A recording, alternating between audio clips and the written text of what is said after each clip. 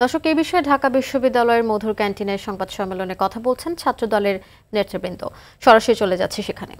গণতান্ত্রিক ফেসিবাদী কর্তৃত্ববাদ পুনঃপ্রতিষ্ঠা করার অপচেষ্টায় লিপ্ত রয়েছে। প্রিয় সাংবাদিক ভাই ও বোনেরা,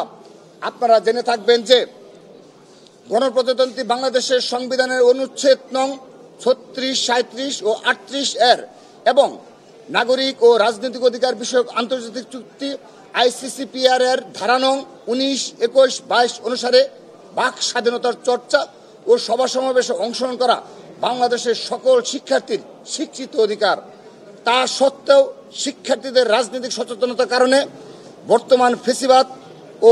দখলদারিত্বের চর্চা যখন অসম্ভব,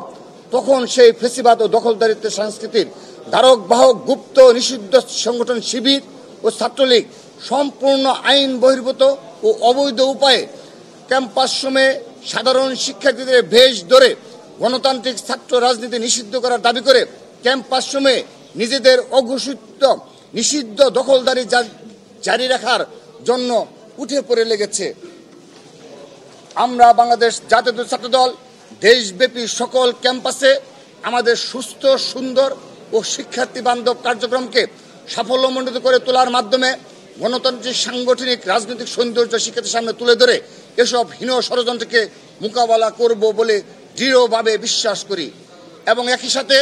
শিক্ষা ঐক্য প্রগতির ঝান্ডাবাহী সংগঠন হিসেবে এবং শহীদ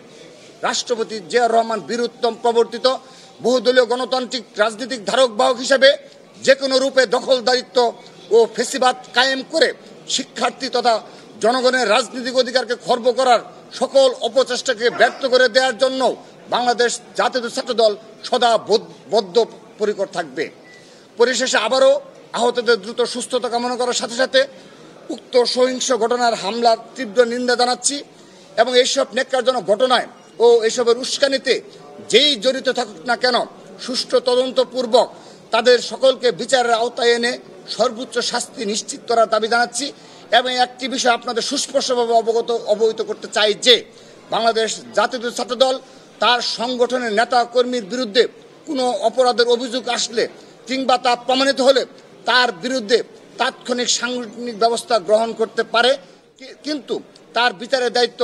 রাষ্ট্রকেই নিতে হবে। দর্শক, এতক্ষণ ছাত্রদলের সংবাদ সম্মেলনের অংশ বিশেষ দেখছিলেন।